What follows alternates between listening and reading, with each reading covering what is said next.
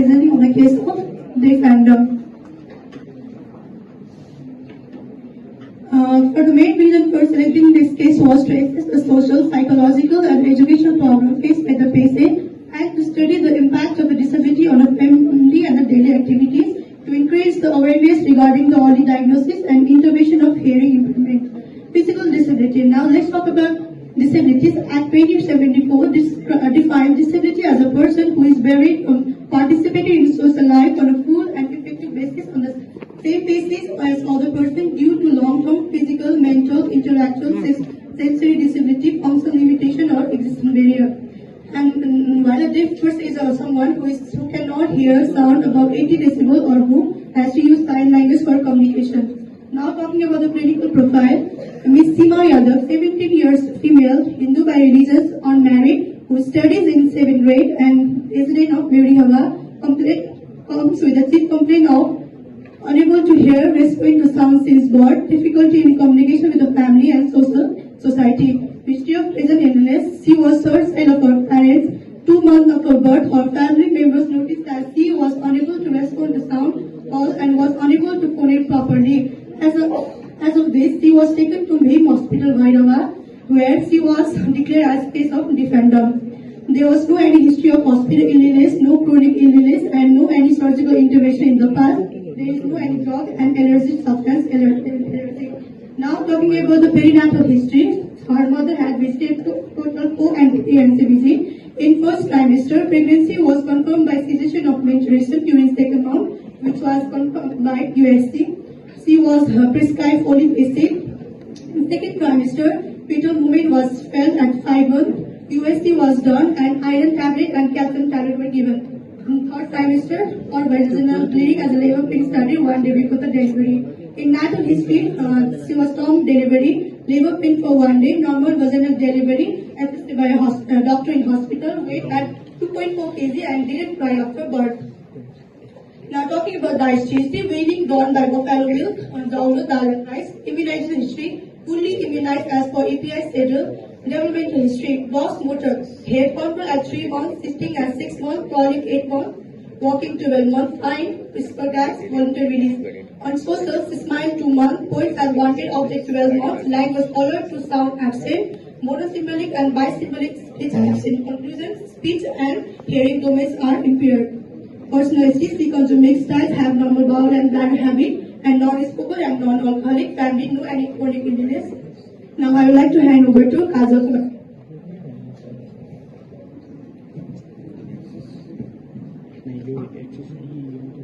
General examination, patient is periodic, cooperative, answer, well-oriented, time, place and person, speed of average build, vitals, 82 breaths per minute, blood pressure 120 by 80 millimeter of mercury, status in left arm in sitting position, respiratory 18 breaths per minute, medical examination, no any abnormality was found. Systemic examination, respiratory examination, no any on inspection of the respiratory system, no any abnormality was found. Palpation, temperature was normal, tenderness, swelling were absent, vocal parameters was normal.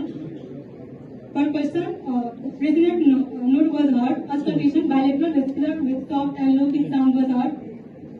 Examination of cardiovascular system, it was normal. Examination of central nervous system, environmental function was intact, oriented time, place and person.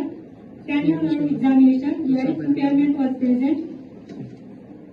Examination of sensory system, superficial sensation and deep sensation was intact. Hearing sensation, impaired bilaterally. Examination of gastrointestinal tract, inspection was normal, palpation, superficial and deep palpation was also normal. Percussion, normal tympanic nerve was what? Auscultation, bowel sound was normal. Now it will come okay.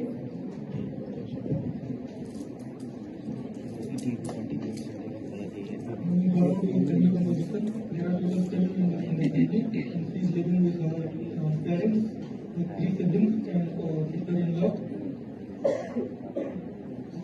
Figure is showing indically around in depth. Talking about the dependency ratio according to the formula, the dependency ratio of the family is 0%. Educational status, all the family members including patient except her mother had received formal education, so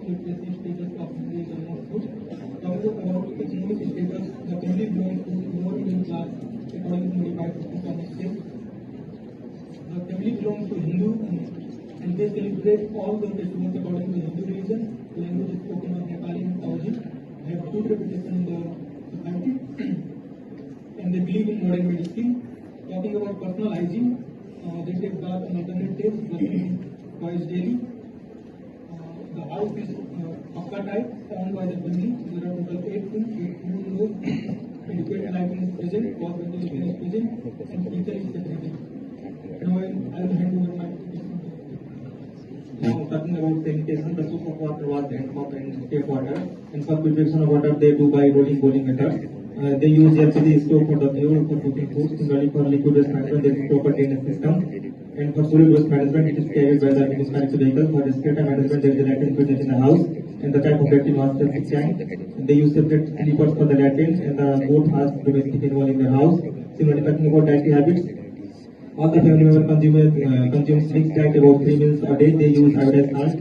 Talking about gender analysis, as you can see from the figure, overall activity are performed by the members of the both the sexes. However, the male member look after the work outside the house, where the household workload is more towards the females, so the gender status difference is good. Talking about treatment, talking about the access and control, from the figure we can see the difference is 4, which is less than 5, so the family general situation is satisfactory for the access and control. Talking about the treatment taking practice, yes, the self-medication was present in the family, and there is also presence of home remedies. They do visit the private clinics, they go to government hospital or medical college. Similarly, for the physical environment, the locality of house was in not congested area, and it was now the further it will come. Nutritional assessment of the family. The total number for family was 7. The diet evaluation tool we use a 24-hour test method. So the total energy they gained from the protein was 2584 calorie, and as carbohydrates, fats, and as given. So the consumption unit of the family is 7, and the total energy requirement is 16,800 kilocalorie, and the consumption unit of the patient is 0.9, and total energy required 2160 kilocalorie. And this is a table for the family. So we calculated total energy requirement and also the actual consumption, and then whether it was excess or deficit. So protein was excess, fat was deficit, and carbohydrate was deficit. So the so for better understanding, we calculated percentages. So calorie deficit was 38%, protein excess was 4%, carbohydrate deficit was 32%, and fat deficit was 18%. So recommendation for our family is to increase the total calorie intake significantly. Slightly improve the protein intake with dal, milk, eggs or meat, increase the fats using oil, ghee, nuts, and increase the carbohydrates like rice, roti, and cereals, and maintain a balanced diet with all the food. So this is for the passion. Similarly, we all enlisted all the things that they had eaten within the 24 hours and calculated all the proteins, carbs, fat, and energy. So total energy gained from the protein is 244 calories, and this is the table for the patient. And we calculated the total energy requirement, actual consumption, and whether it was excess or deficit. Protein was deficit, fat was deficit, and carbohydrate was excess. So in the percentage, the calorie deficit was 7.17%, protein deficit was 24%, and carbohydrate excess was 18%, and fat deficit was 2%. So the recommendation for the patient: increase the protein-rich foods, which such as pulses, milk, soybean, paneer, and then reduce the excess carbohydrate. And also take the balanced diet, fats in moderate amounts such as nuts and seeds, and also include more fruits and vegetables and fiber-rich foods in the daily diet. Perform regular physical activity or exercise to balance excess. So I would like to hand over. On disease progression, since this is a case of congenital dogmatism, there is no progressive hearing loss or ear pathology. There is no signs of ear infection, trauma, or acquired ear infection. Regarding health-seeking behavior, there is no self-medication or home remedies practiced till now. The patient is most likely taken to hospital during childhood for hearing assessment and diagnostic evaluation. Regarding knowledge, attitude, and practice, the family doesn't know the actual cause of the disease. They know it is a non-communicable disease, but they have no awareness regarding the preventive or control measures. They are accepting of the condition and do not believe in any stigma or harmful beliefs. They do not practice any active treatment or follow-up currently. Impact of disease on patient. Physical impact, there is no direct physical illness or pain. The patient is overall healthy physically. Psychologically, due to communication barriers since birth, she likely suffers from low self-esteem, frustration, or social withdrawal. Economically, Her future earning potential has been reduced without rehabilitation and special skill development. Social impact. She has been facing difficulty making friends outside family due to limited participation in community activities. Role of family members on disease. Role in causation. There was no direct role of family members on causation of disease. In progression and relief, family members take good care of her through sending her to special school for better education, sign language, and inclusion in the family. Now it will be further explained by people. Talking about the third visit that we did on the 10th of April, with the main motto of recommending the patient about the findings we got on the first and second visit, and on the basis of that action we took at individual level. We learned some basic sign language, and along with our brother we tried to motivate her for continuing, motivating her about the condition. And at family level we consult the family about the different national policies available and about the year 8 Nepal situated in Pokhara, and about different reservation given by the governments. And we also advised at the community level to treat her as a normal child and to talk to her, give her like a special suggestion to make a fun of her at the counseling level. And we counsel the patient at an individual level to continue her education and to learn from her school, which she is already doing in a different term school. And at family level, we consult them about the further ANC visits to be done and about the motivate her child and also learn some basic sign language to communicate with her to boost up her esteem. At community level also, we motivated them to behave normal and similar with her as other child. And at social clinical diagnosis, Miss Shima Yadav, 18 years old, Hindu, lives in a nuclear family, studying in the 7th standard, resident of Medihama, Siddhanagar Palika 2, belongs to lower middle class family according to modified chromosomal scale. She lives in a well-ventilated house which is not overcrowded and maintain proper environmental sanitation. She is known case of defender since birth and is under the tertiary level of prevention. These are the some national strategies and organizations involved in our case, and there are institutions like Speech and Hearing Institute in Nepal, Tribhuvan University Teaching Hospital, and National Federation of Deaf and Dumb that are directly involved in this case of these cases. And some modern day innovations are also made by the government. Like there are some apps called Mero Sanket, Mero Sikni, that are developed by the government to help them to learn about the skill and vocational rehabilitation. And also some national policies have been also made, as you can say, rights of person with a disability act 74, 76, and equal education policies. And then there are scholarship and vocational training given by the government, and also some rehabilitation program like speech therapy, auditory verbal therapy, hearing head rehabilitation that I also mentioned in Pokhara is available.